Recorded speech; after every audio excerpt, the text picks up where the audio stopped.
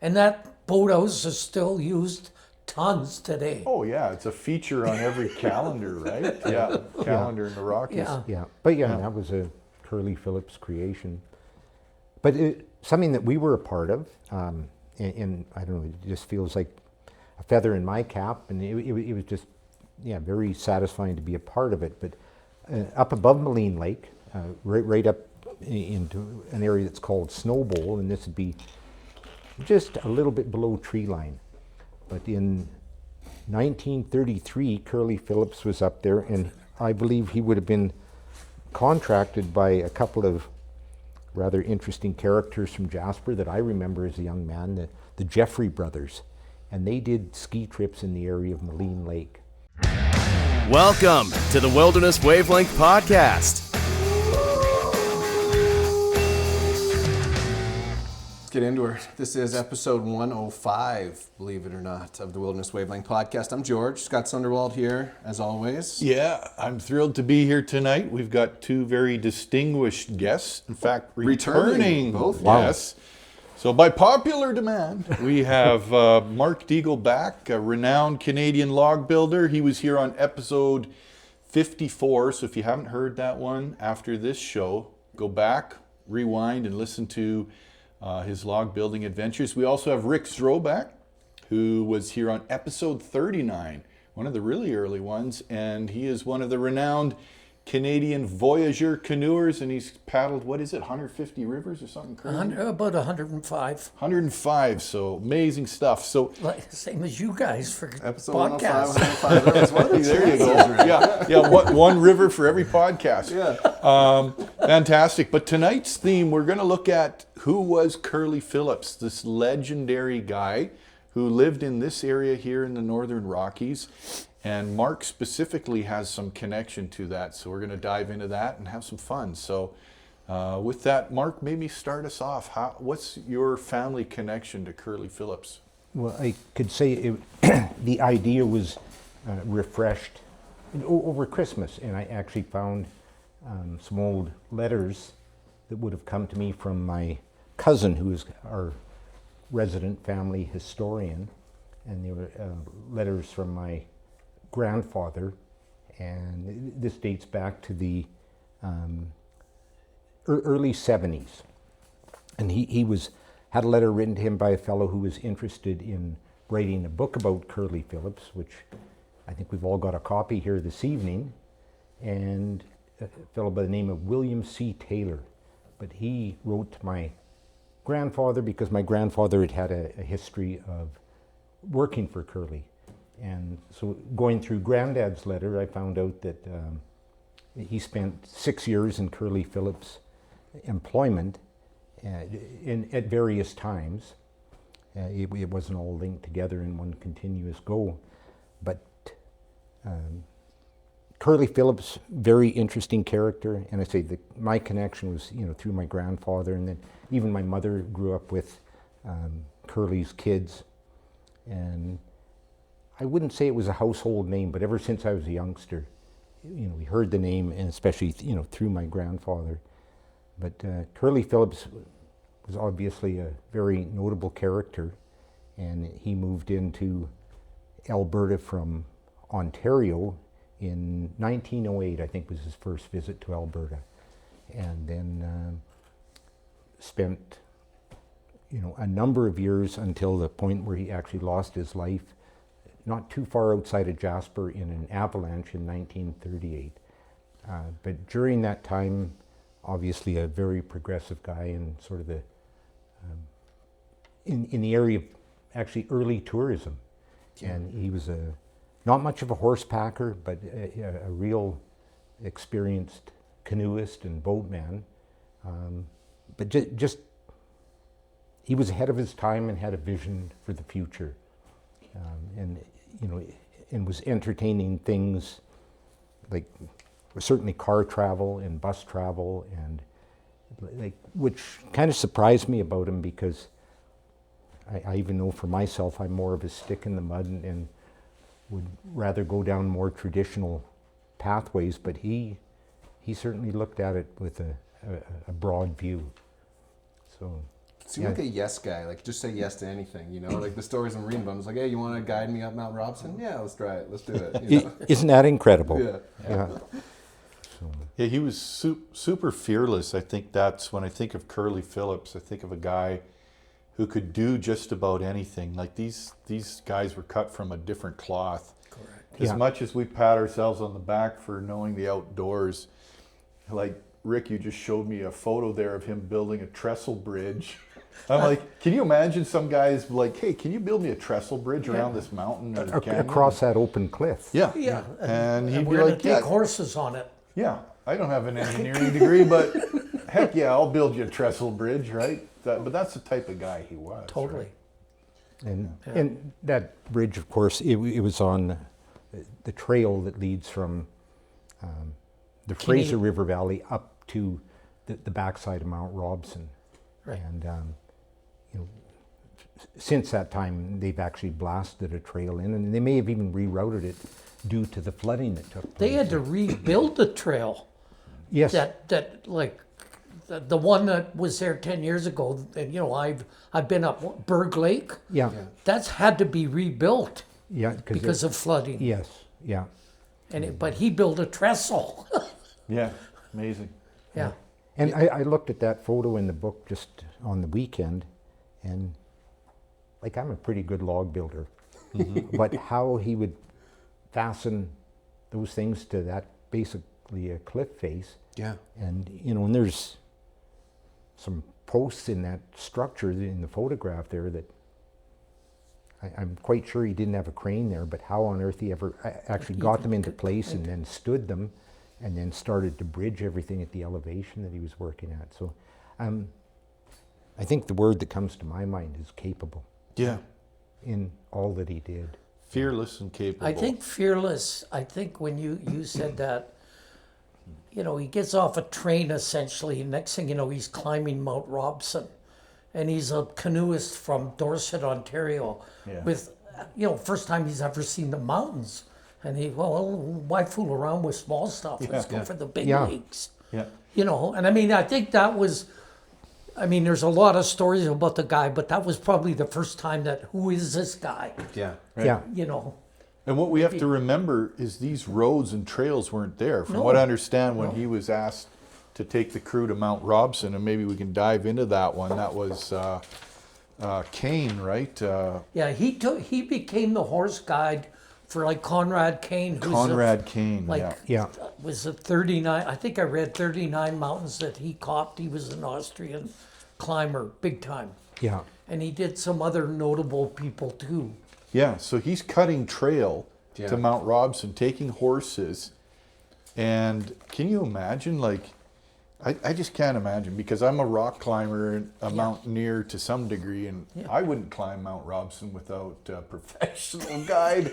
And these guys are using hemp ropes and this sort Yeah, of but thing. he had a stick too. He had a stick and a rope. Yeah, come on. Yeah. So dense forests with no trails, heavy gear, horses, glaciers that were poorly mapped, constant avalanche and weather danger, and horses stuck in the muskeg. And on. he just did it. And from what I understand, the trek that he did sort of from the Hinton through Jasper to Robson is still the main route that we use to get there. Yeah. He kind of paved the way, right? And you have to think when he got this going, this is when this part of the world was first opened with railways. Yeah. Yeah. Grand Trunk Pacific and Canadian Northern, and the whole outfitting business was part of it, hauling surveyors. Yeah. And just the next step with that, Yeah. you know. That was like, so he came out to work on the railroad, got out to BC, and then saw like it was dangerous, someone was dying, and he's like, yeah, let's do something different then. So, Kind of thing. Yeah. And I think his mind was kind of made up just from guiding he had done back in his hometown in Ontario. And he got to Banff, and I could hardly imagine it was overcrowded with outfitters, but he thought, I bet if I went north, there would be kind of a single opportunity for Yeah. myself. Good point. So I think that's what brought him into this part Good of the point. country. Yeah. So where was he living in this area? Do you know? What was home base for him? Was he what would be Didn't Jasper? he build? Oh, sorry. Yeah.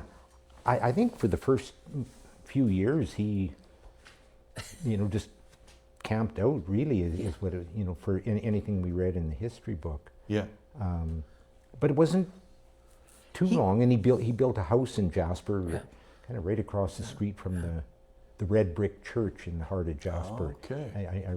I remember going by his house every day on my way to school. Yeah. Did that one burn in the fire now, or No, is it still there? It was taken down by the people, I think, who bought it from him. Actually the son of the people who bought it for him, and then a new house was put in its place. Yeah. And your ancestor would have been living in Jasper as well at that time, or where was he? I think Curly came into Jasper, I believe, in 1909, and it was 1918 is when my grandfather, George Camp, moved to town. Okay. And that'd be quite the employer to be working for that guy. I Yeah. just can't imagine. You never knew what adventure you'd be up to next, right? And he had a bit of a reputation, from what I read, for being not only fearless, but being a little abrupt, especially with clients that came from Britain who were upper class and expected to be treated like upper class. He's like, no, we got different rules here. We're in the Rockies. Here's some bannock. Here's some beans. You're going to do some work. And go cut some And firewood. go cut some firewood. I don't care how rich you are. We need your help, and we're in the mountains. So you pull your weight, and they kind of looked at him. We're like, I guess we do or die, right? From what I've seen, that's a characteristic of outfitters to this day. They can be a little frank or blunt, perhaps. And Class structure kind of breaks down in the backcountry, right? Scott, you said, where did he live? Reading about him, and Mark saying camping out. I'm thinking kind of the same, but he would throw up cabins, and I don't know what kind of structures, but trapping. Like he trapped out by Obed country. He was everywhere from Mount Robson, Wilmore, and this area. And then we'll talk about canoeing where he went. But his home base was a pretty big area.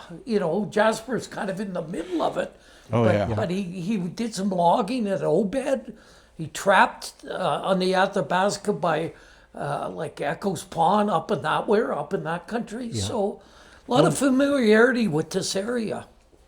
I remember this would have been back in the early 80s, and we were putting up a guest cabin on the entrance ranch, and which has now become the home that we've lived in for the last 30 years. But my granddad came out, and that would have been in 1983, and he drove into the main ranch, and he said, well, look at that. I haven't been here since 1924, and to this day, there's an old cabin existing on the ranch that's still in use. But Granddad looked at that and said that's where him and Curly Phillips would overnight. They would take the train out from Jasper, walk across what is now the highway bridge, and spend the first night up at that cabin, and then make their way to the Berlin River where Curly had a trap. And that cabin is still being used? That cabin is there to the... Holy moly. Never mind all these other structures. Sure. Yeah. Well, that's what always shocks me. I read these accounts. These guys would be, as you say, Rick, from one part of Jasper to the other to Robson. And you got to remember, okay, there's no cars, there's no roads, and then they're building stuff.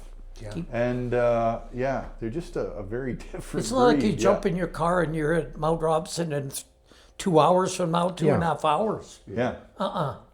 Yeah, and you got to carry all your tools, and then you got to build the thing when you get there. Right? And you don't shop at IGA on the way. When I was going through the book, and I've been through a bit of that North Boundary country in Jasper. Yeah, see. But as far as going like farther, into the Jack Pine, and those are places I've never been before. But I was reading accounts where he's guiding people through there in 1915, basically 5-6 years after he first arrived there. And I'm thinking, how would you even get the knowledge to go over this pass to lead down into that valley? Good point. And actually in the book there's a hand-drawn map that he made, and I don't think he went on Google Earth to find that. And it's surprisingly accurate, and just how he could imagine the scale and the direction of everything. Yeah.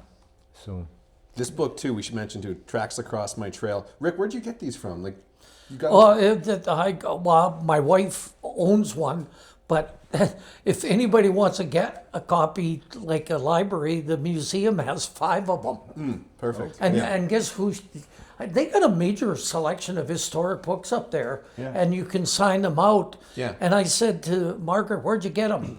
Tom Peterson. Peterson, Tom yeah. Peterson. yeah. That doesn't surprise me. No, of Yeah. course not. Anyways, yeah. So and I was lucky enough to get my book. I You see. probably have a signed copy. I've got a signed copy with my grandfather's name in it here. So, wow. yeah. Wow. And he would have come up to Jasper. No, I'm just trying to think. He was living in Jasper. I see it's 1984 is when the book was published. Yeah. And so my granddad had retired to Salmon Arm, but then he ended up moving back to Jasper in his last days of his life. And so he passed away in '86.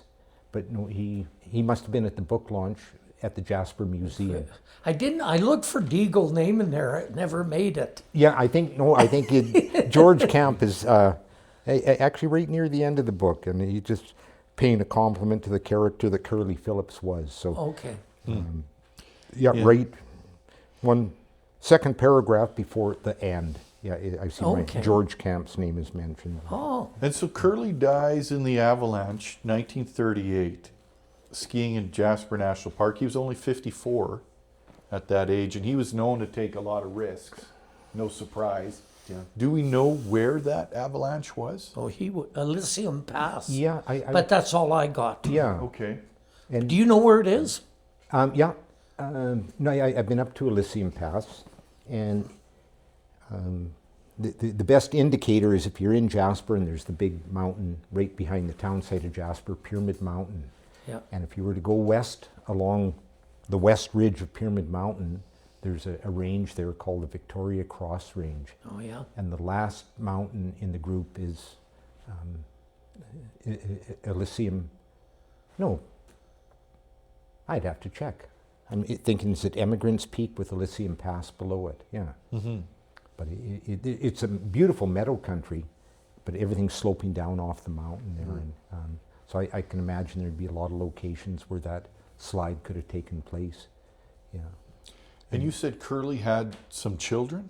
He did have children, but on that, when he lost his life, he was out with one of the Pew boys. Okay. Yeah. And they were a prominent family in Jasper.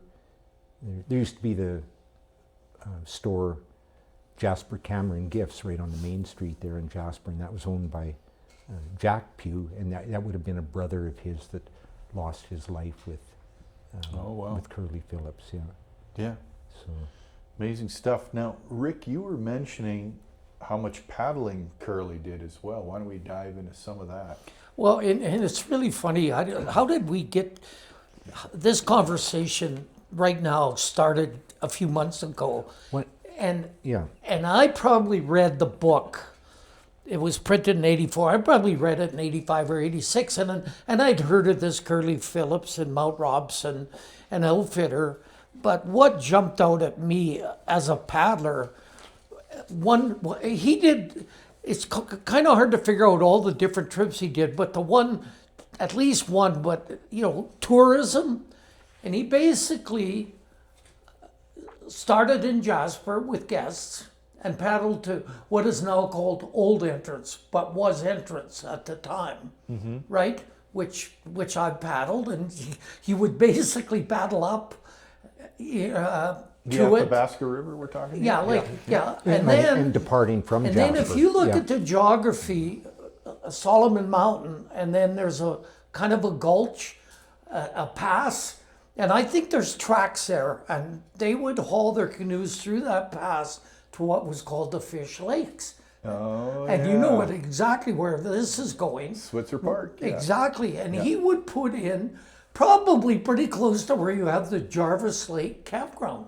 Okay. Like, Yeah. he would put the canoes in there. Wow. And then Jarvis Lake, Jarvis Creek, Yeah. Cache Lake. Maybe he stopped off at Blue Lake, right? Yeah. Yeah. Cache Five Lakes. Lake. Yeah. Graveyard Lake, back in Jarvis Creek, Greg Lake, and Yeah. then back in Jarvis Creek.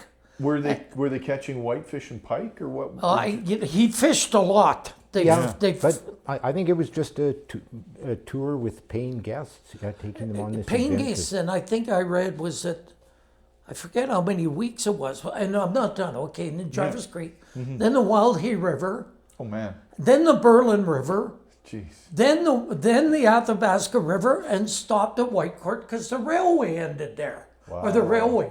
So then he would haul his gear back from Whitecourt back to Jasper by railway. So me as a paddler, and I probably was, I'd lived at Old Entrance, I was just taken aback by what that time doing that, because the country would have been empty.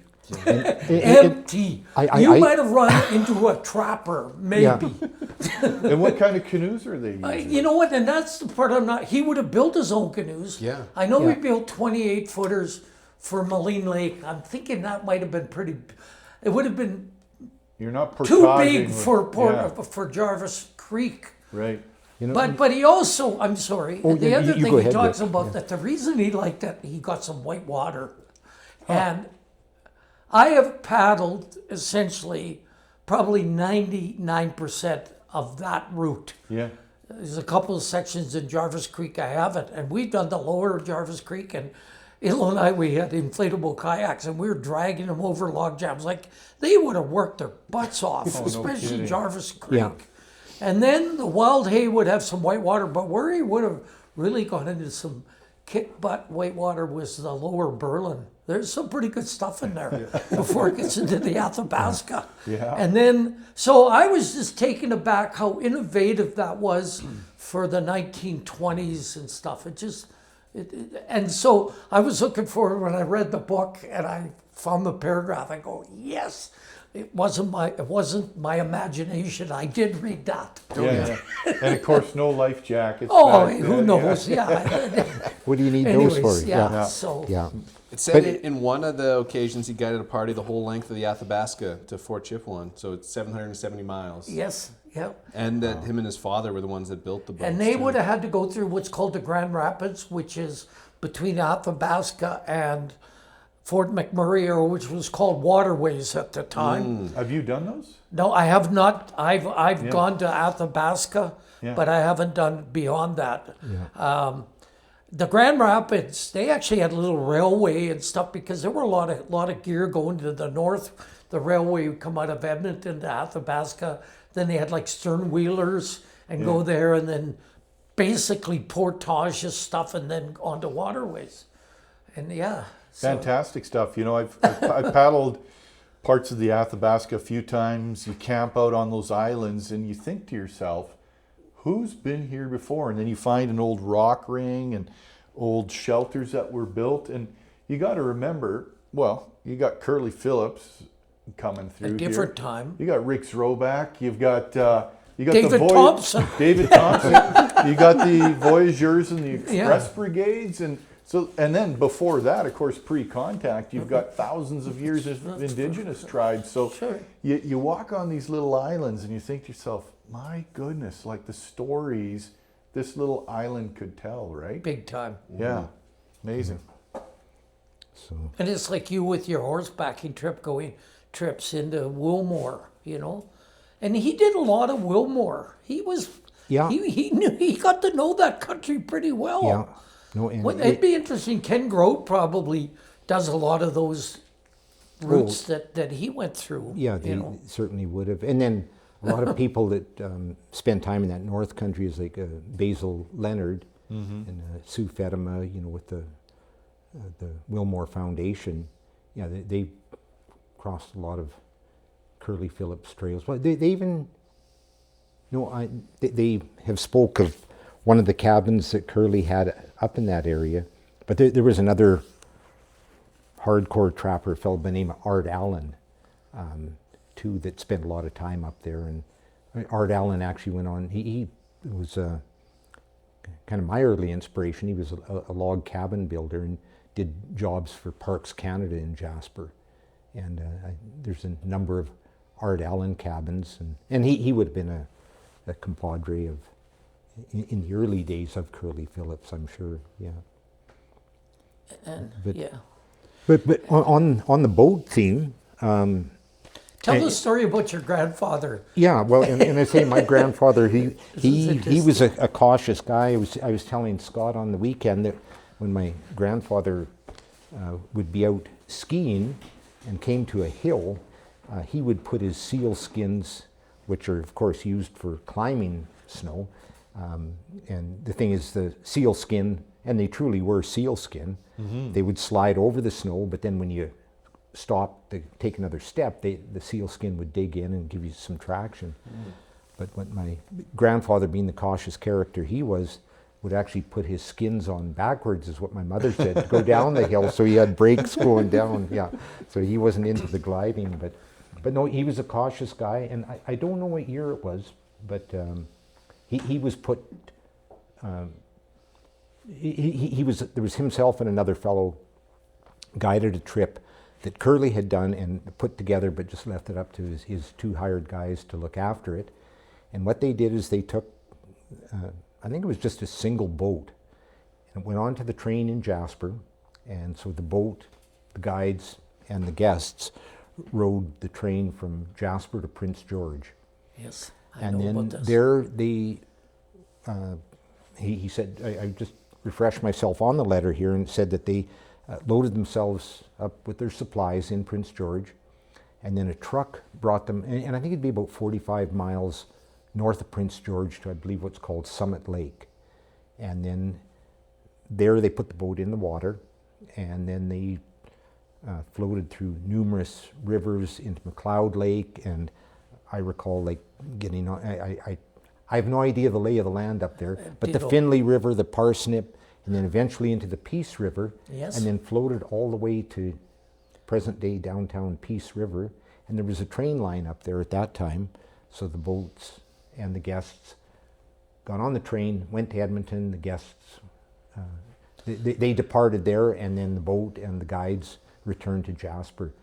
And How did he research that? yeah, that's what This is kind of back to that. I mean, this wasn't like he went up there and the piece was right there. He had to go work his way to get to Yeah. the piece. And then Google Earth it and find out where the waterfalls are. I mean, I drive through BC by those rivers, and I'm always thinking, man, I'd love to just plunk a canoe in here and go for 2 weeks. But then I'm thinking, I don't know if there's a waterfall that's 100 feet in a big gorge. But these Yeah. guys just, Took the chance. I don't know, were they just braver than we are, a little bit crazier, and just went for it? And you know what? A lot of that country that he went through, that's where Alexander Mackenzie made his trip through.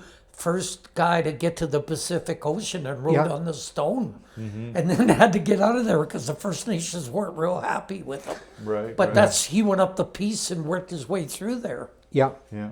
yeah. Well, and yeah, right through. Well, I think, is it present-day Mackenzie, BC? Yeah. Is on the Finley River, I believe. Yeah, which I think most of it is flooded as a result of that Bennett Dam on the Peace River. Yeah. Well, and speaking of water, we should talk Maligne Lake. So there's a big link there as well. Curly Phillips hauled fish manually up to Maligne Lake. Maligne Lake is one of the largest Rocky Mountain lakes in Canada, I believe. Some people can proof me on that. It might be the largest in the Canadian Rockies. Gorgeous lake. There, right now there's big boats that go across to Spirit Island. It's very famous, but you got to go back in time thinking there was no road up there. Curly Phillips decided this lake should have some rainbow trout and some brookies, and so he and some buddies just started hauling these things in, and I fished that lake. There's some monster rainbows and brookies. I didn't know that Curly Phillips is the guy we thank for. Oh, you didn't know that when you first... No, I didn't know until recently that it was Curly that brought him in.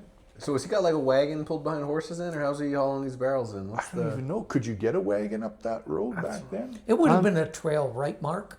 Some yeah. kind of horse trail? Yeah, and but as a kid, what I remember, my mom pointing it out, in the first lake that you come to when you actually enter the Maligne Valley is Medicine Lake. Right. And it's quite an amazing lake, is that by the late fall, the lake has completely drained itself. And you would think, And Yeah. what happened? They determined there's a bunch of underground caverns that actually drain the lake. Limestone. Yeah, yeah, and but the thing is, in the spring, it's pretty much empty. It's just sort of almost a mud flat.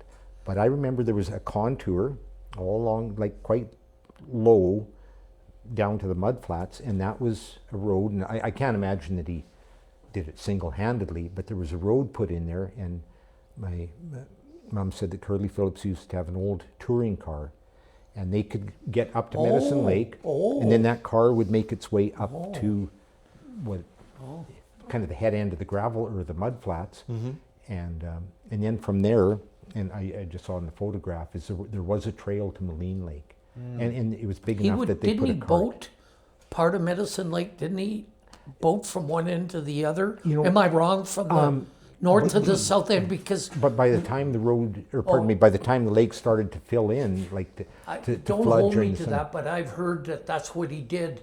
And you know how the road comes around when you're Medicine Lake you're at the Yeah. end, and there's kind of a point in there. Yeah, We put a canoe in there, and I was told that's where they would pull out and then go to Maligne Lake. yeah. But no, I'm and- not totally sure No, of and that. that's absolutely right. And as a kid, I remember there was actually there was a structure, there was a cabin right at that point that you And speak that of. would fit. Yeah, yeah. And then when you get up to the top of Medicine Lake, there was a clearing just off to the side of what is now the highway, and there was the Medicine Lake Chalet. Oh, really? And that was the Harrigan sisters were guides there, and that structure that was there, and Charlie Matheson, I can't remember. There was Mona Truxler's maybe? Harrigan, Or and then Mona Mark Ma- Truxler was married to Agnes. Yeah. Agnes, yeah, So- I remember hearing about Agnes. Yeah. Yeah. So and that's Colin Hannington's lineage. Yeah. There you go. Yeah, that's Yeah. that's his. Yeah, but there was that chalet there, and then I know in 1967 it got dismantled, and it is the Vinson's home out on what was formerly Fred Brewster's ranch at Brewell. So the log structure that the Really? Tom Sr. lived in, and that building exists to this day, was the initial Medicine Lake Chalet. And so I'm sure Curly had a connection with them, but it was the Harrigan sisters that had that place. You mentioned Maligne Lake. Mention what else Curly did up there that is pretty historic. And you can still go and see it. And you're in the tourism industry. It's got the blue tag on it that it's an Alberta historical site. Yeah. And I'm not sure how all that works, but that's big leagues. Oh, yeah. Well, and Mark, you've got a story there with the cabin there at Maligne Lake, so why don't you dive The into that? boathouse. Yeah. Oh no, I was thinking of the boathouse. Oh, the boathouse, of Yeah. course. yeah. Yeah. Well, we'll talk both, but Yeah. Yeah, and that was something else about the boathouse. Oh, that was many years ago, probably 30 plus years ago. There was a renovation being done on the boathouse, and we supplied a lot of the timber to do some of the rebuild. So really, yeah, and- Oh, I didn't know that. yeah, So, Yeah. folks, if you're listening, you've gone to Maligne, you've taken a family photo by the boathouse. We got the guy who supplied the timber here in the you room. rebuilt it. Yeah. And look for the blue. What do you call that? You get those signs and it says Alberta Historic, Right, right. and it's Like a it's commemorative plaque type Thank of thing. you. Yes. Yeah. and it's got that on it. yeah. And that boathouse is still used tons today. Oh, yeah. It's a feature on every calendar, right? Yeah. Calendar in the Rockies. Yeah. Yeah, but that was a Curly Phillips creation. But something that we were a part of, and I don't know, it just feels like a feather in my cap, and it was just, very satisfying to be a part of it. But up above Maligne Lake, right up into an area that's called Snow Bowl, and this would be just a little bit below tree line.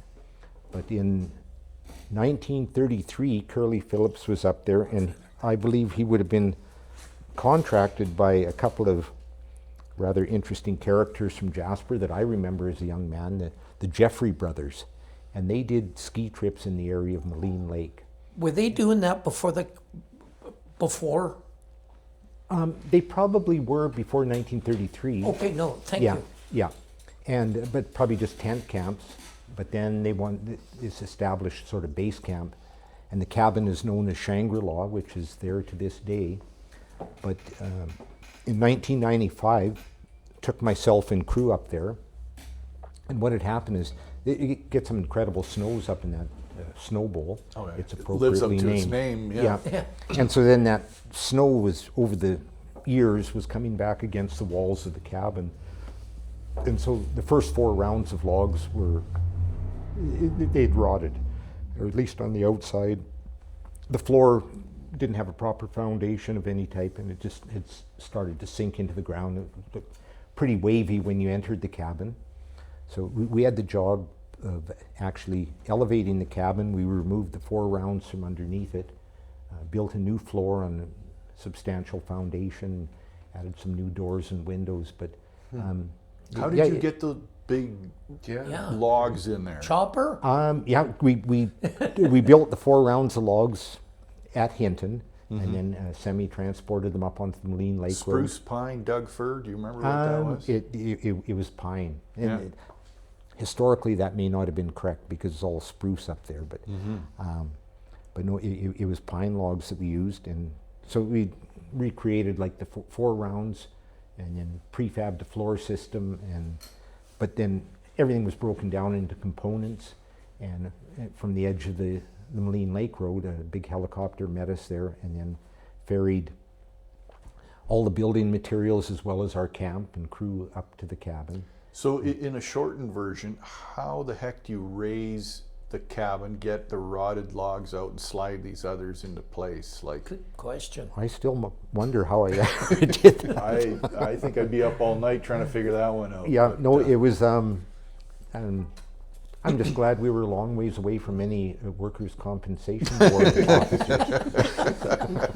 Curly would have been proud of Yeah. you. That's right. That's what I thought. Is Curly didn't like workers' comp or OH&S. Yeah.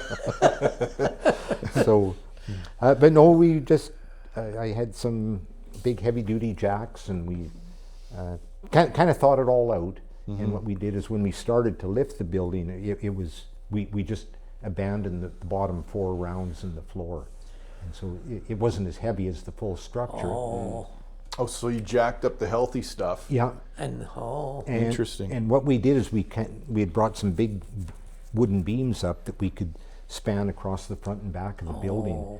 So when we jacked, the floor area was completely clear. So it was as if the building was kind of hovering above the new floor that was going to be put in underneath. And then we didn't get too brave to take it all the way up, but we took it high enough to get the floor in. Then we went up about a foot, and we got the first round of logs in. Went up another foot, and so we you were- didn't have like 4, 6 feet. Yeah, we didn't have 6 feet to have it fall. Yeah. So And what kind of jacks and how many jacks would you be using for You know, something we like just that? use 2, and they're. I know them Just is a railway jack. Okay. And it's an old traditional jack called Simplex, and you've can insert a big iron bar and Yeah. give it a click, and I don't think there's. They probably built the pyramids with those same jacks. So, Yeah. How big would this cabin have been? I think it was 18 by 22, is I recall. Yeah. People are still using it. Like you can still go and stay in it, and Oh yeah. Yeah. Well, a lot I- of you could. Tons of Hittonites have stayed there over the years. yeah. Yeah. Let's go this weekend. What do you guys Yeah, think? let's do Well, it. and they have it's kind of changed because you can. Wasn't there somebody in charge, and you had to be on her good side to stay there? Oh yes. Yeah. No, We this better is- not mention any names, but yeah, we won't take the story any further. No, but now they have a new system, right? They do. Yeah, it's a lottery, and Okay. the cabin. I really don't know who's got ownership on it, but it's maintained by what's called the Maligne Lake Ski Club. Oh, okay. And there's some eager volunteers who look after the maintenance of it very well. It'll be around for a long time to come. Yeah. When No, you're it's- taking apart like Curly's work there, Any like tips you learned or anything for your log? Like when is it comparable to how you're building log homes, or how was he doing it? The thing is, I had the advantage of a few more years, and like I'm part of the International Log Builders Association, and so I probably delved into it deeper than what Curly ever did. I wasn't distracted by boat trips and horse trips and climbing Mount Robson. So my focus was on it, but it was very impressive to take it apart and see the fits for the era and the location too. So was he using similar type of notches that you would? Yeah. And which notch was that? Was that the... We would refer to it as the saddle notch. Okay. And so what we did is we tried to keep the kind of the historical integrity. So the notch we used, I'd skied up and done a kind of a detailed reconnaissance on the building, or so I thought, but a big part of it was just good luck. When we got up there to have everything fit the way it did. But what had happened with that particular building over the years as it settled into the ground, I trust that it was made very square. And we made a square floor and square log walls, but as we lowered the building down onto our work, and we could see, like all these notches look like it's going to be pretty, we had to do a bit of trimming, but the building was seriously out of square. Oh, was it? And I'm sure it was just as it went into the ground, it shifted. Wow. Okay. Because there was evidence that it was not built that way. So here we had the building, wasn't too high above the new log walls that we had, but we thought we got to do something. And so we had one hand winch, so we tied that to one corner. And then we didn't have a second winch, but we had one of those deadly jackalls. Right. And with a sling and a cable, we put the jackall in the middle of the sling and the cable so we could actually use it like a winch. And so with two winches working, we took what was, kind of a parallelogram, and with a bunch of squeaking and squawking, the building came back to square and down it went. But it was a stressful moment because basically the building was up on some blocking, but pulling on it like that, I just had visions of didn't know what was going to happen. So did you put it on like concrete piling so it wouldn't rot again, or what did you do to the base? We base? went to a treated wood footing and then a treated wood post to bring it up to level. That's cool. What a great story. Yeah. Good for you. I just shudder to think if I had to do that project. I think we'd had a big bonfire. Summarize it. Well, no, we're not, but climber, paddler, skier, exceptional log builder, packer. I mean, there's just unbelievable. I want to get back to climbing too, because we never really got into it. We haven't, didn't that? So he met this George Kinney guy, and this guy was like the Alpine Club of Canada or something like that, and wanted to climb Mount Robson, be like the first guy to climb Mount Robson, and so roped Curly into doing that with him. Well, they kind of met, didn't they? Sitting around a campfire. Sitting around, and he's like, I want to go, and Curly said, okay, let's try it, with no experience climbing mountains. Mount Robson. None. Zero. Yeah, biggest mountain in the Rocky Mountains. Have you guys, Rick, you said you've been to like the base of it? You've hiked I've been to Berg Lake. I've been to Berg Lake and gone up there and looked at it, and I mountaineer, and I look at that mountain, think there's no way with modern ropes and my experience that I would tackle something like that without a professional guide. Okay. Yeah, they do have professional guides now that are doing it. This week, I feel like all I've been doing is watching videos of people trying to climb Mount Robson. They say it's a 10% success rate. You imagine doing that with hemp ropes and no real harnesses and trad gear. And the clothing? And the clothing, yeah. Oh, man.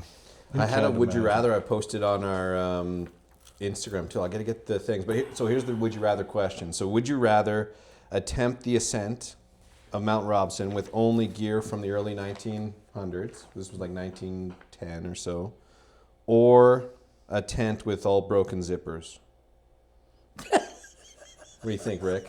You climbing it with old gear or a tent with no zippers?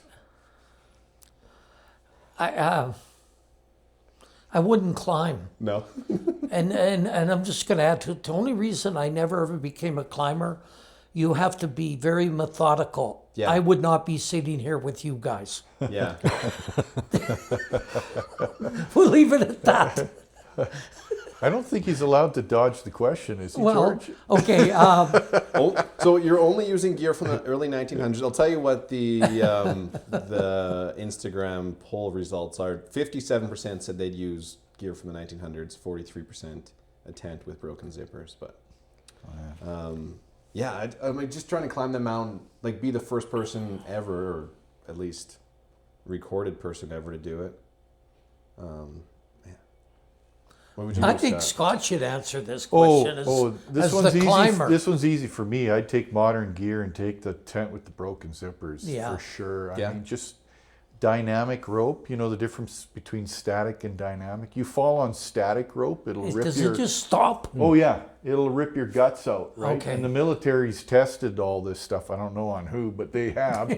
So if you fall with static rope, it will kill you. Just the shock. Dead stop, yeah. Whereas a dynamic rope's like a big rubber band, and I've fallen more times than I care to count. And on this dynamic rope, it's very comfortable. It's like a big, carnival ride. Comfortable. Yeah, so Yeah. they wouldn't have had any of that. And the anchors that we have nowadays and the lightweight stuff, I just can't imagine how these guys had the balls to do it. Like, unreal. Yeah. Well, the controversy too is so Kinney said that they got to the top, Oh, yeah. and then Curly mentioned, I don't know who he was talking to or whatever. I think it was Kane, the next expedition they did, said, 30 feet from the top. Oh sort of yeah, thing. So, false summit, right? Yeah. And something that I think is notable too about Curly Phillips is how accepting he was of that, Yeah. and how Yeah. honest and humble Good he point. was that, yes, they probably did not get Yeah. right to the summit. Good point. Yeah. Because he didn't have to tell anybody that. Yeah. Oh, yeah, it was just the two of them up there going. Yeah. Yeah. We made it. Yeah. Yeah. Yeah, and summits are tough. Let's be honest. We've all scrambled mountains, and sometimes you're like, is this the top?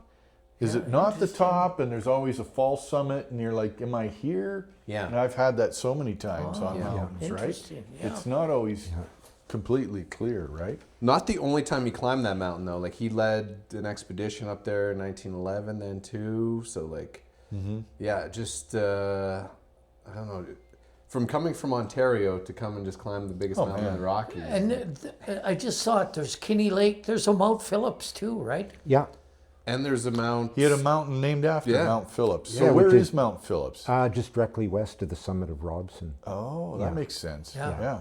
Yeah. You know, so yeah, if you're at Berg Lake, you kind of look to the southwest, and there's Mount Phillips right there. Yeah. That's quite the legacy, having a mountain named after you. Yeah. Yeah, how do I Not do that? bad. Yeah. Any mountains left we can climb to claim that title? These guys are tough as nails, I tell you. Yeah. Hey, George, if I can just go back to Would You Rather, Yeah. and I could not accept either option for myself. And if I'm up on a scaffold or on a roof, Yeah. you know, and if there's no frost, or, you know, and especially if there's a handhold nearby, I'm completely untroubled. Yeah. But to be at 13,000 feet, or just about 13,000 feet, no. Yeah. And I had an experience. I had a young friend when we were just out of high school. He had taken his pilot's license, and he was a bit of a maniac, because I think in a Cessna, which he had, I don't think they suggest you fly over 10,000 feet, but he probably took it up to about 14,000 feet. And well, we started right from the airport in Jasper, took off, managed to just get over the summit of Mount Edith Cavell, and then just in a big arcing turn, just kept climbing and climbing. And I've got photographs. We circled around right over the peak of Mount Robson in this little 182 Oh, Cessna. wow. Really? And I've got pictures like looking, he just leaned the plane over, and I thought, don't do this. But I've got pictures looking down at the summit, and just the way every ridge and that, and ice and rock. Oh, yeah. It was frightening to look at it from an airplane. Yeah. And to be standing on the ground thinking that I would have to make my way back down. Oh, So, man. Yeah, do that in the early 1900s with hemp rope, right? Yeah. Yeah. Oh Yeah. my goodness, crazy. So I got a would you rather as well on the mountains. Would you rather climb a mountain and get caught in a sudden whiteout or a violent thunderstorm? And there's no cop out here. You got to do one or the other. Whiteout. You're taking the whiteout? Yeah. As I think we've all been in situations and maybe a little more exposed we want to be, and lightning's coming down. It's not comfortable. Yeah. As a paddler, let me ask you. If there's lightning, you get off the river. You get off the water. Oh. Have you ever been whiteout paddling? No. Because we had a paddler on a number of weeks ago, and she had been in a whiteout paddle. That's got to be a scary thing, hey? On a river where you can't see where you're going. No kidding. Yeah. Yeah. Okay, so you're taking the whiteout. Yeah, I get you. I've been struck by lightning. I think I might do that too. How about you, Mark? You know, I just had one experience. We were way up above Bow Lake at Bow Hut, and dead of winter, and reasonable day, and all of a sudden this snowstorm blew in with like toonie-sized flakes coming down, and I've never seen such a whiteout. Like, we were losing sense of balance in that. Yeah. You couldn't tell the ground from the sky, and we weren't far from the hut, but we actually had to stop and wait to get a bearing just to make, 300 meters back to the hut. But that was so disorienting. Oh, yeah.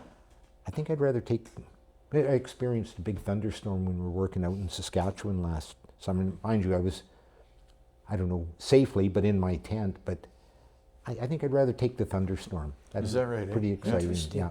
Feeling lucky. Yeah. Okay. Yeah. But no, just that complete disorientation in that one particular whiteout. Yeah. I don't need one of those again. And George, you're an electrician. You've been shocked so many times it doesn't even matter no more, right? I've been down after reading some of this Curly Phillips, I've been down like a rabbit hole of watching these mountain climbers and climbing Everest and climbing some of these peaks. And it's just like you get into that whiteout situation, you don't know what's up or down, and you don't know if there's a cliff 4 feet away from you either. So you're like in trouble, and those whiteouts last hours. Sure. You can't see your feet. Yeah, I might go thunderstorm. Okay. Wow. Risking it. Yeah. I know when I was living in Saskatchewan, there were stories of the old pioneers getting caught in a whiteout, like blizzards, feeding the cows, and then the farmer is found dead the next morning because he's missed the house. Couldn't come back. I guess from the why field, I said right? the whiteout is I think you could hunker down. Yeah, I think that's what That I would be do. like trying to go somewhere. Forget Yeah. it. Yeah. Lightning's pretty unforgiving if it strikes on a ridge. Yeah. You're not allowed to take it back now, Rick. You're committed to Yeah, the you're whiteout. committed. You're in the No, whiteout. I just thought you could hunker down. Yeah. Yeah. Yeah. I feel like Mount Robson would be just such a challenge. Oh. But the people that like the 10% success rate getting up there, and it makes its own weather. Here's another part of it. These guys weren't acclimatized for high elevation. Yeah. Have you've been up there, and it's a long way from 29,000 feet, but I've been up at that level, and man, I suffered from high elevation. What's the illness you can get? Sure. Yeah. And so you're used to like essentially sea level, and you're up there with zero climbing experience. Yeah. Yeah. You get the headaches and the nausea and all that. Yeah. Because what elevation have you been to, Rick? 4,500 meters. So what's that? Times Robson. 3. You've maybe been higher. No, that would Peru. be as high as I've been. Okay, yeah. Peru. And that's my highest experience was the Inca Machu Trail. Picchu. Yeah, Machu Picchu. Yeah. yeah. Yeah. So Okay, one more would you rather here? I got lots of these. But would you rather have frostbite starting in your toes or hypothermia creeping through your whole body? And again, you are on a mountain. Scott, we need some like good. No, there's never good ones. There's never a good news would you rather. Hypothermia or frostbite. Yeah. Frostbite starting in your toes or hypothermia creeping through your body. Where are you? You're on Mount Robson.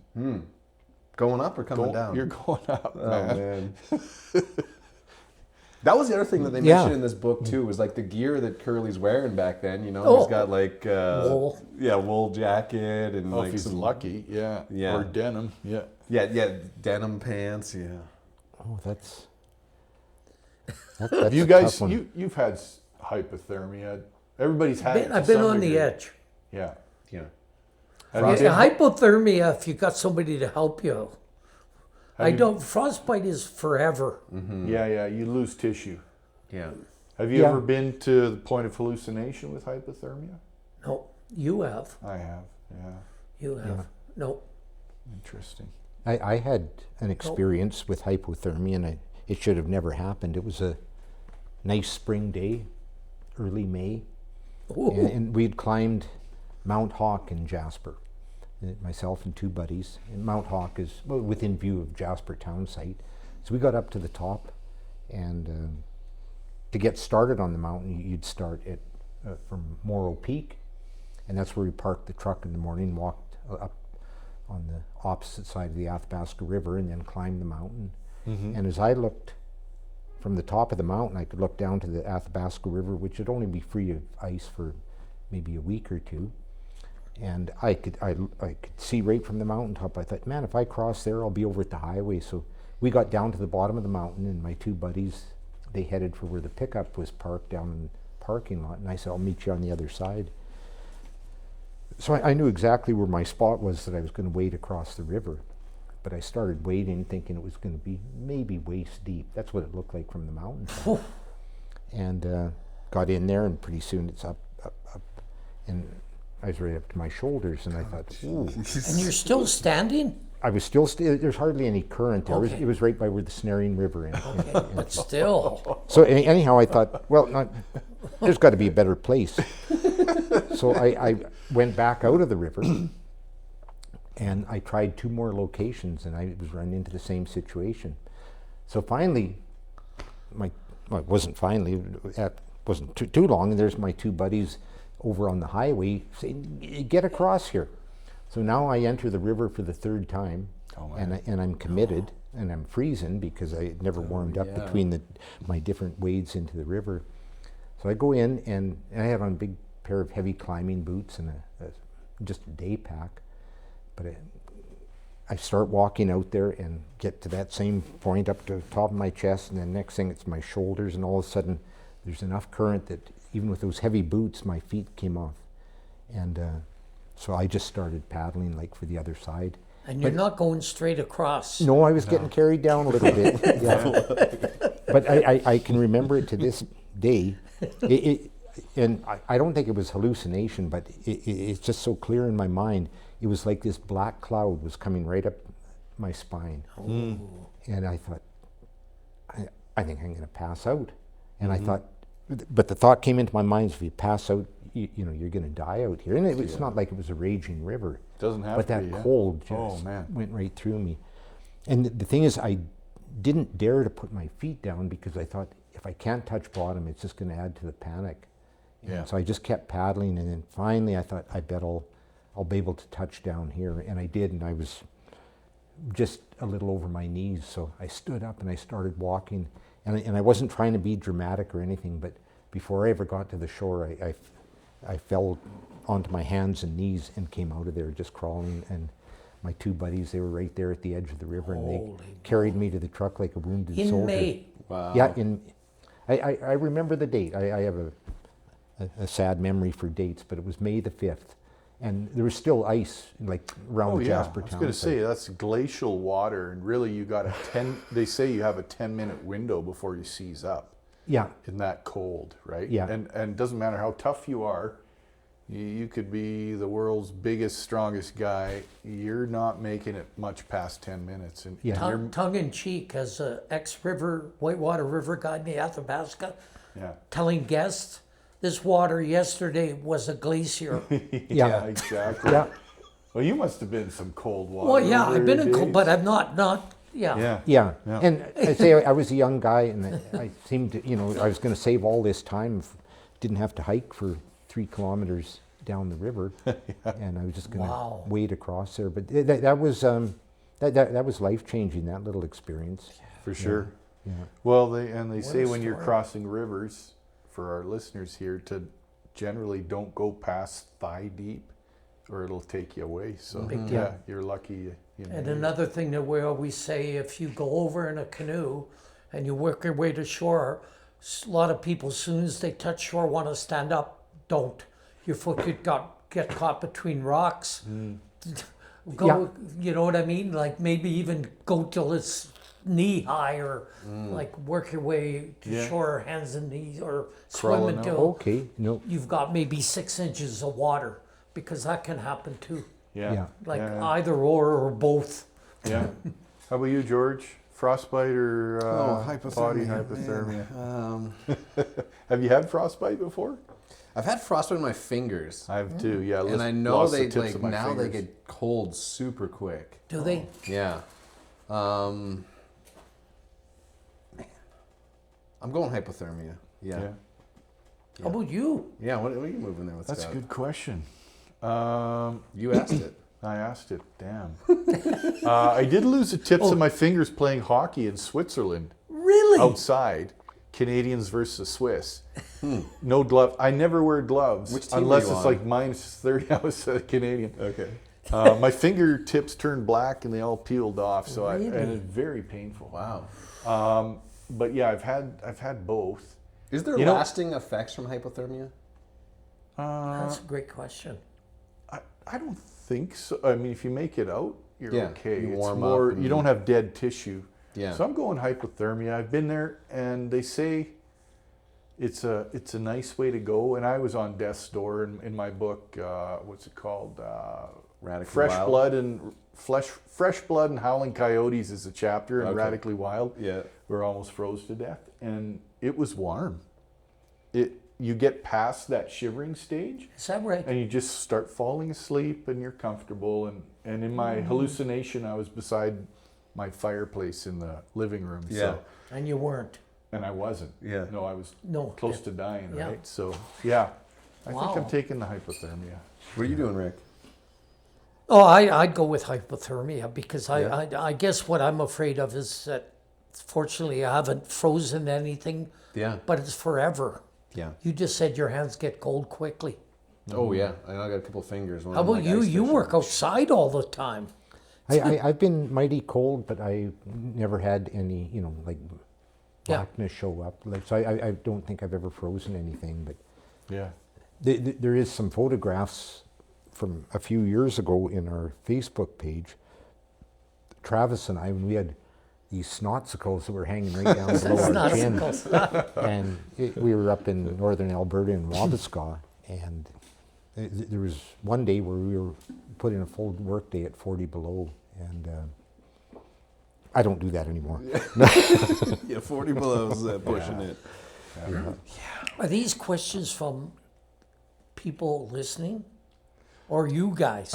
These are our demented sense of Yeah, these are our demented imagination. ones. But Speaking of that, next episode we yeah. are doing a send your questions in, and we've got Kyle and Robbie coming on to help us with that one. and we want the Who's harder that? the better. Kyle, Fee, and Robbie Peak. Yeah. So it's going to be a good one. Yeah, So it'll yeah, be folks, fun. if you're listening, send us your Yeah. questions. But yeah. so back to Curly Phillips. What are we missing here? Well, I'm just curious because like Curly has like such a legacy with these log buildings, and I mean like the boathouse. I was just wondering, like Mark, with your log buildings, do you have one that you're like, this is my legacy, like this building that I built, like I want this to last forever? Anything that stands out? Good question. Well, I think every building we've done, I tell people, and I'm sure I said it on the show a year ago, is that, yeah, our warranty is 400 years. and but no, yeah, I guess probably, even as a young man, and I learned a bit more about Curly Phillips, there's probably been a certain amount of hero worship that Yeah. I could have buildings that people would talk about into the future and say, that, Deagle built that. And so I think I strive for that in every project that we do. Yeah. And the thing is, I'm not just being humble for the sake of being humble, but I think I'll certainly give more credit to Curly Phillips than I'd ever give to myself. If it got right down to it, I could probably perform a higher level of craftsmanship, but I've had so many aids along the way, you know, be it my association, modern tools, you know, like he built Shangri-La. Well, we went in there and did quite a, maybe a remarkable repair, but, you know, we had a gas-powered generator, we had power tools, we had a big helicopter that delivered all the product right to the door. Yeah. So it's kind of a much different situation. And the thing is that he was a skier, but I'm a skier, but I wasn't going into sort of untracked areas and making a plan on how to, you know, bring guests in there. And I certainly wasn't as diverse of a guy as he was. Like, there's my one subject, and that's kind of what I know, you know, but I say, and you wouldn't catch me climbing Mount Robson without ever having seen the mountain before, and yeah. And you know, thinking out loud, you talking about like what he did then, and thinking from the paddling point of view, First Nations around here didn't have birch bark canoes and didn't paddle much.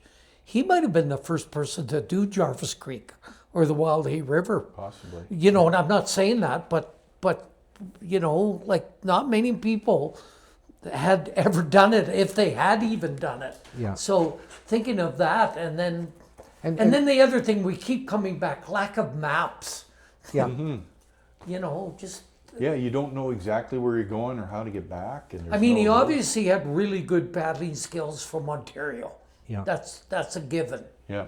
You know what I mean? I knew how to read water and all of that, but still. And another thing that, you know, is probably kind of missed, though, but it would have been a real quality about him, was the ability to recognize, or his ability to recognize the ability in others. You know, because a guy like Adam Jokum, a well-known outfitter from out of the Grand Cache area, you know, and there was people that he could see had enough wherewithal that he could trust them to do what he just didn't have the time to do. And I think that takes a special person. Like, there's a lot of people, well, I could do it myself, but who do they pick upon to kind of carry out what his wishes were? So I think, I guess myself as an employer, I recognize that that's a quality, to be able to let somebody else loose on your idea. Yeah. And so that would be another attribute. And you know, we kind of touched on it, but he was an innovator in the tourism industry. Yeah. Sure. You mentioned that. Started it all. Sort of Yeah, thing. like taking people on canoe trips, Yeah. pack trips. He was doing boat tours in Maligne Lake there too, eh? Like he built boats there. keep for going. He the- brought the motors to Maligne, and I heard there was some controversy around it. 'Cause, Was there at that time? yeah, people were saying you shouldn't, and Okay. now we yeah, still have. That's a good point. Oh. Yeah, we still. And then your motorized thing boats. about, was it hire a trapper for a weekend or whatever? Oh, this is it a was? good one. So he did. Yeah, bring that up. The It's Dude interesting. Trap Line. He started that for a season. So he would say, hey, like, come out, like, join the trap line, figure this out. So for $5 a day, he provided his guests with like a robe and then skis, snowshoes, and then they would have like toboggans up there for them. And so for $7.50 per day, those weighing under 150 pounds, or for $10 a day for those weighing over 200 pounds. So he's That's a kind of a statement, isn't it? Yeah, he just said the larger you were, it would, like they had larger share of groceries, and then also the dogs and the driver harder. So he did that for a year. But it's just one of those things, you just try it out for a year and like, hey, let's see how this and goes. you never know, it might Yeah. have taken off. Yeah, I love that Interesting, idea. wow. It's like an entrepreneur, you know? Yeah. Yeah, I wonder how he got paid, and it sounded like he was willing in the backcountry to make deals with people, Yeah. you know, on getting you out and that sort of thing. Yeah, quite the character. I think something else that could be noted, and I've read about some of the, like the Swiss guides down in Rogers Pass, Lake Louise area, as well as a famous old outfitter, Tom Wilson, and the communications that they had to do sometimes over a year in advance, like talking to some lord or doctor from London wanting to go on a wilderness Good expedition in the Canadian Rockies, is how do you set up those communications and payment and and then Going. Good point. have all the groceries and Yeah. camp gear put together? Like that must have been some real, some serious legwork to organize it before it actually happened. So you think about this fella in the early 1900s and with tourism and where it is now, Yeah. Yeah, eh? yeah. Could there be a Curly Phillips today? Like, Ooh, what a great question. like, what's the move now? Like, how do you push yourself out there? Like, it feels like a lot of this stuff has been covered. Someone's been down this river, someone's been here, Interesting but question. how do you Wow. push yourself out there? Well, if you're guiding people nowadays, you wouldn't get an insurance company to take you on. You need your Right. business license. Like there's paperwork that Curly would have just turned his nose up against. Correct. Yeah. He would have said, forget it. I'm going to do it, and I can. I don't need your OH&S. I Yeah. don't need your workers' comp. I don't need your liability Yeah. insurance. I don't I need feel a like saying business that every license. day, but it Yeah, doesn't, yeah, it doesn't me too. work. It doesn't Yeah. work very well. But No, good you know, point. it was a very and it said in the writings he was often butting heads with the authorities from Parks Canada, right, from Oh, National yeah. Park. He was a real free spirit. I don't know. He loved that sort of Wild West. He was the end of an era. He was the end of an era. I Yeah. don't know that he would. When you think about it. Yeah, he'd probably have to go way up Northwest Territories now to get that same lifestyle. Yeah. He left a legacy. I mean, he's passed away 90 years ago now, and we're We're still talking about talking him. about him. Yeah. Yeah. And it's like he's got a mountain named after him. He's got a boathouse still standing and cabins. Yeah. Yeah. No. And then you say just sort of the history, like, yeah, wouldn't it be great if we could all get documented the way he was? Yeah. So, Yeah, apparently he had good note taking. yeah. Did a lot of writing. Yeah, I did see that, yeah. It was a way to pass the dark winter evening in the outfitter's tent or the, Yeah.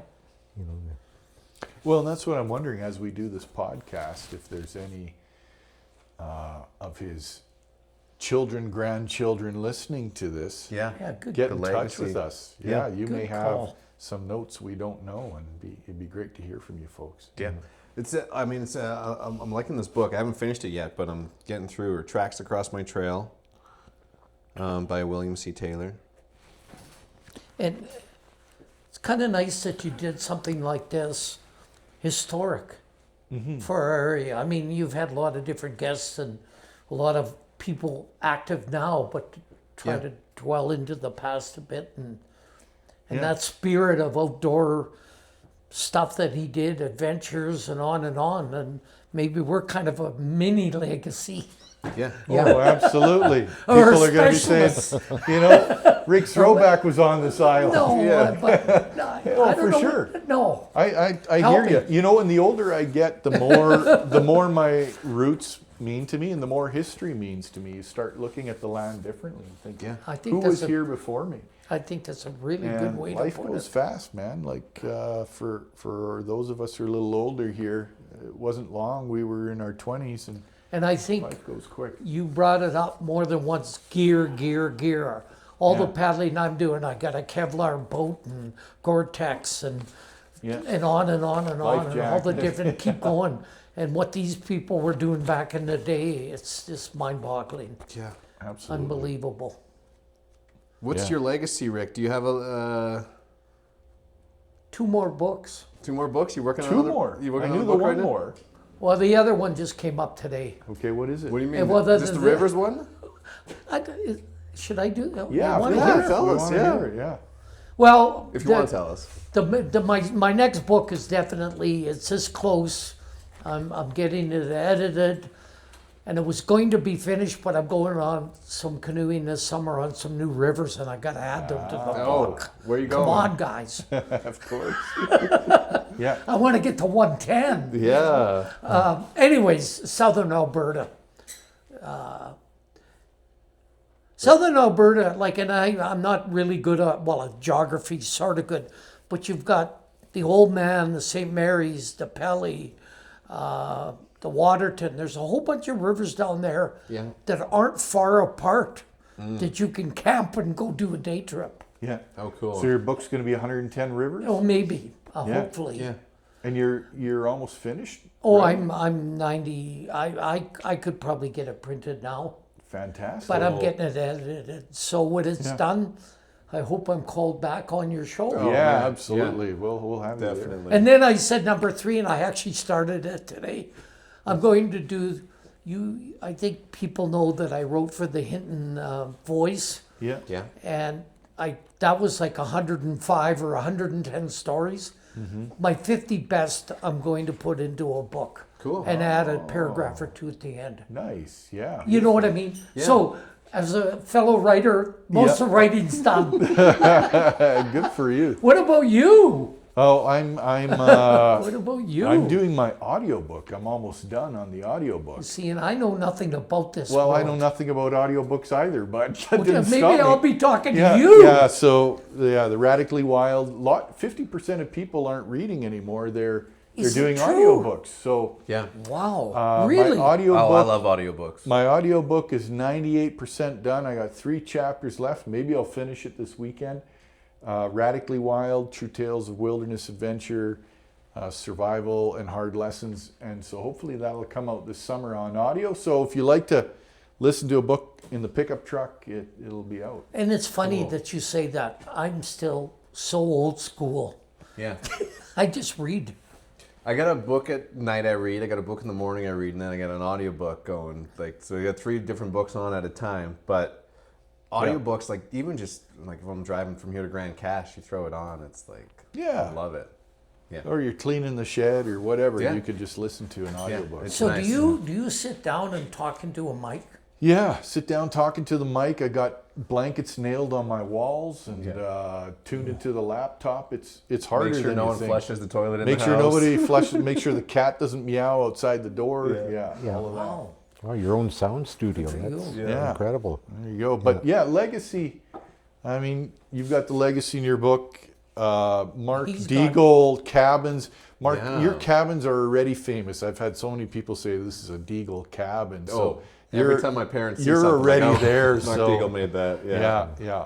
Well, I appreciate think hearing me that. personally, paddling through Hood River, he built a whole bunch on the Columbia. Yeah, yeah. No, I would.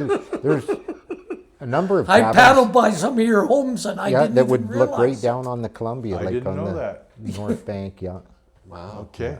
they're 2,000 feet up. They call it Mount Bedoin, but it's just really a ridge. But I think there's one little subdivision. We've got 5 houses in that subdivision.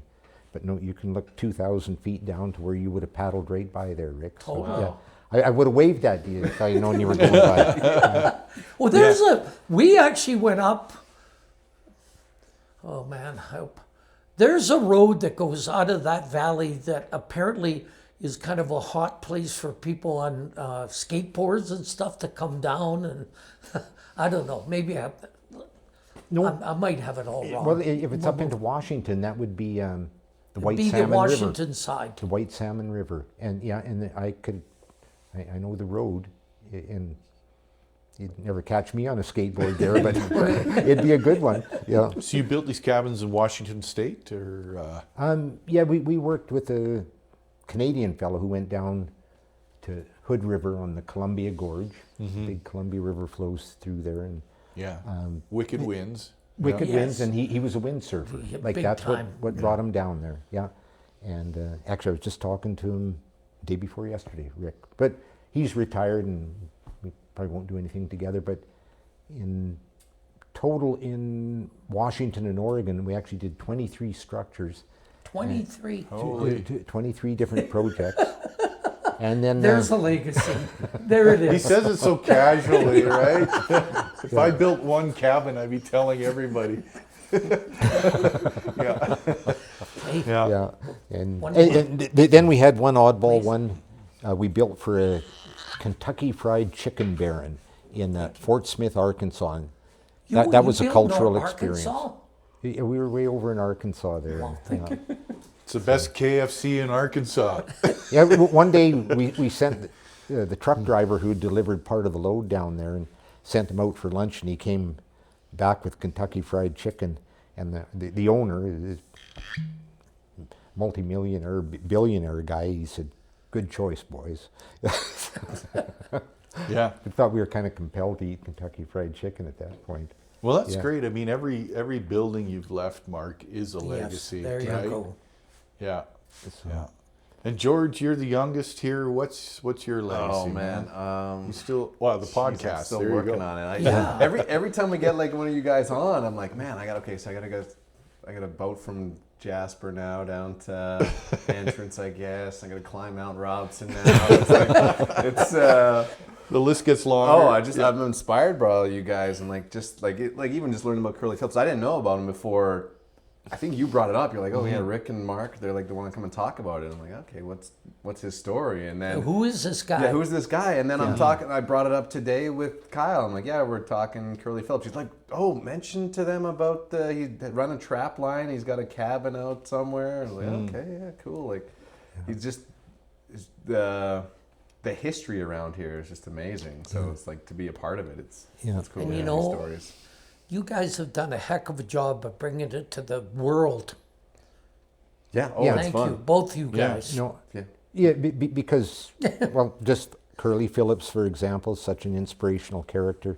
And yeah, hopefully through the podcast here, we can, that will be shared, Yeah. And Big time. It'll be interesting to see if you get comments about it. Oh yeah. Well, and Yeah.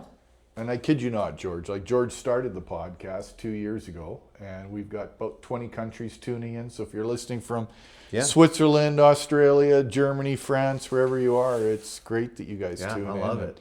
It's fun. And get these stories from the Northern Rockies. And we bring up names like Conrad Kane. Yeah. You might have somebody in Austria as his Well, I think the grandson. sure, or the UK, right? Or Kane is the guy who's like there's a ridge on Mount Robson named after. Is that the Kane? yeah, Yeah.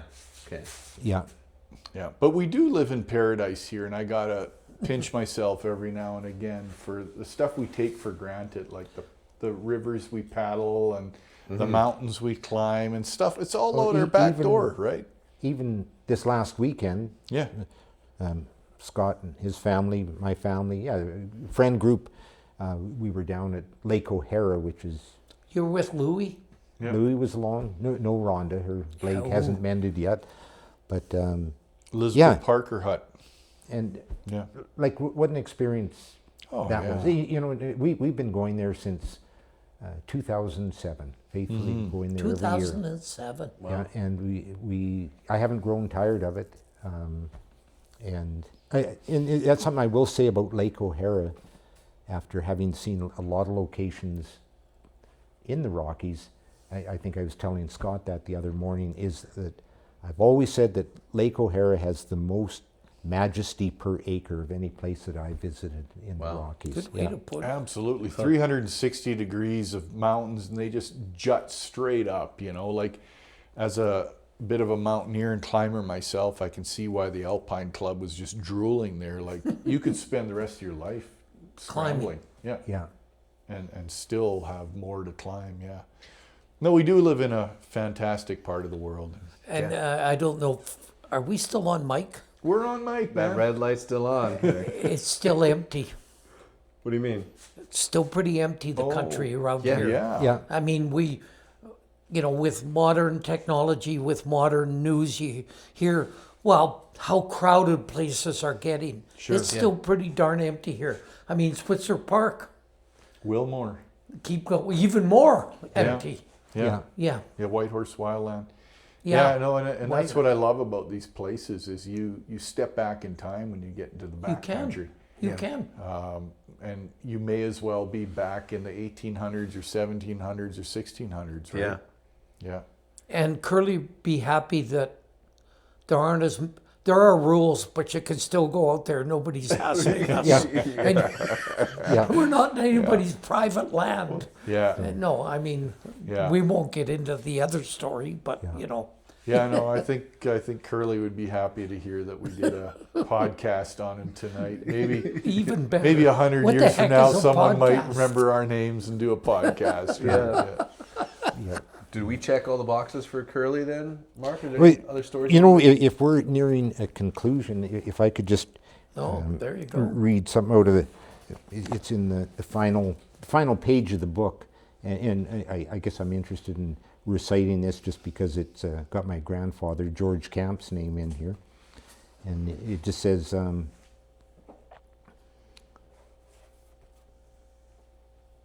and it goes, and George Camp, who wrote, I can truthfully say Curly Phillips was a remarkable man. Winter or summer, he was never idle. He was very busy and efficient in all his activities, and I was very fortunate to have worked for him when I did. So that's what my grandfather said about Curly Phillips. You know, Wow. Yeah. you know. Wow. And before we close, we all have a whiskey here Or beer. or beer. It's a toast to Curly Phillips Absolutely. and to Mountain Curly Men that Phillips. came before us. Cheers. Yes. Cheers. Cheers, Curly. Foothills Cheers. Mountain people. Absolutely. No. Wow. He left a legacy for sure. Yeah.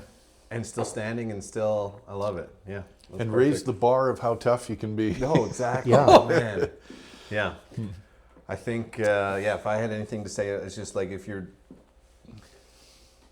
following the legacy of Curly, is like if someone asks you to do something, you want to go on a hike, you want to go climb this mountain, like just say yes. Just say yes. Well, you know what? just I'm do going to it. throw Like- something out here. And I mean, I'm at the point I don't want to organize stuff anymore. Yeah. Let's get that out of the way. Yeah. What are you organizing But for us? I Nick? really think that canoe trip that he did back in the day from Jasper to Old Entrance, Yeah. then you could throw the canoes on a pickup truck or something. You don't have to Yeah. do the horse wagon to Jarvis Lake and do that trip. Yeah. And yeah, Right just, to Whitecourt. just You have could it do so easily. local for No, us. too. seriously. Yeah. Yeah. Some young people. Is that a couple I mean, week I'd be trip or a week involved in trip? it, but I think it would be just a heck of a legacy. That does sound fun. That Let's does do No, it sound this fun. summer. that's what I just said. And it could Yeah. easily be done. Yeah. Could be done. Yeah. How long is that trip? Well, I think he did 3 weeks. Yeah. Yeah, I'm just thinking 2 days to here. George, we can quit our jobs and do it. I'm already, I'm like, okay. You- so I you get could 3 probably weeks do it in 2 vacation, weeks. Take the kid You off, could do it in take 2 care weeks. of- Yeah. 2 You weeks? could do it in 2 weeks. Yeah. Or even do a leg of it, right? Yeah. Totally. Yeah. Yeah. What are you doing in July, Rick? I do. I mean, He's organizing the Curly Phillips trip is what he's doing. Oh, I think it'd be I amazing. think, I think, yeah, I mean, I'm just, oh God. I you got Darren me. to show me I- the J stroke and The Wild Hay, Berlin, Athabasca, Whitecourt would be a heck of a nice trip. yeah, Put in at at the end of Jarvis Creek. yeah, Yes. I mean, you could do the lakes. Jarvis Creek, you could do it, but there'd be a lot more work with all, especially below Greg Lake to the Wild Hay River would be tons of log jams. There'd be Ilo a and I lot- did it with inflatable kayaks, and it Yeah. was easy. Canoes, you're working your butt off. There'd be a lot of And but cussing the thing involved, with yeah. Curly, he was an axe guy. He probably clear cut the channel. Yeah. yeah. I don't know, you know. Yeah, yeah, probably. I like the idea of it. Well, and I got to say, Rick, when I met Rick, he's one of the guys who will bushwhack places.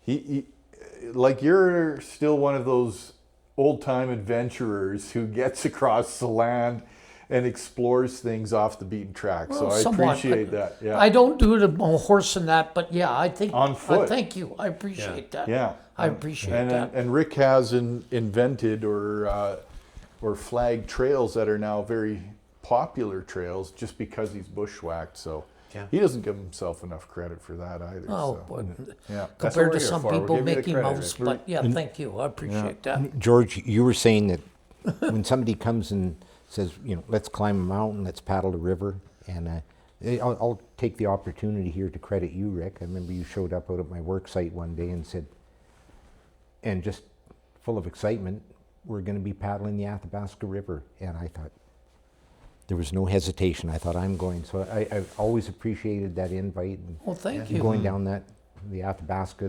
that's a memory that'll remain with me forever. So, yeah.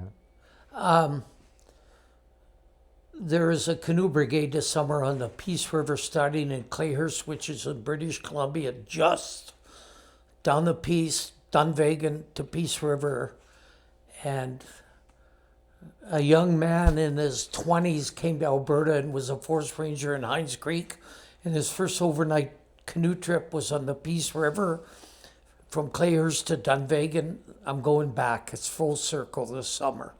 Gonna paddle that again. Wow. Yeah. I love that, Rick. You just never stop. Yeah. Number one, keep thank going, you. man. I want to keep going. Yeah. Yeah. Rivers in the South. Do you have a title for that book now? Oh, I've got a great title. It'll be interesting, the reaction here. Okay.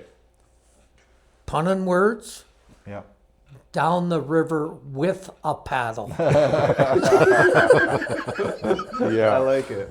Instead of up shit creek, Without a paddle. which I've been. Yeah. Yeah. That's perfect. Nice. I think I actually looked online to see if somebody had that title. And they didn't? No. Okay. I guess you have to worry about shit like Oh, that. you do. And I never Yeah. did. Folks, it's copyrighted here, so there you go. Yeah. Exactly. Sorry. That's great. This was fun. The legacy of Curly Phillips. Rick, thanks for coming on. Always good to Pleasure. chat with you. Absolutely. Mark, Thoroughly great having enjoyed you. it. I No, love it. no. Scott, next episode we're doing questions too. Questions with Kyle and Robbie. Yeah, it's gonna be good. It's gonna be a wild But one. we want so- some zingers, folks. We need your help. Send them in. Yep. The harder, the better. We can do climbing, hunting, fishing, survival, bears, cougars, whatever you got for us. Yeah. We're going to pull questions out of a hat. And Yeah. we need a lot of them. Yeah. And it's going to be a good one. That'll be fun. Yeah. Yeah. If you want to follow along, send us an email, whatever, wildernesswavelength.ca. Scott's books, links there too. What's the book called again? Radically Wild. Make sure you pick that up. And 98% audiobook is almost ready to come out, so that's exciting. Besides that, thanks everyone that's been following us and tagging along. And Scott mentioned, 20 countries, man, it's been blowing up, so great. Until next week, stay wild. Wilderness Wavelength.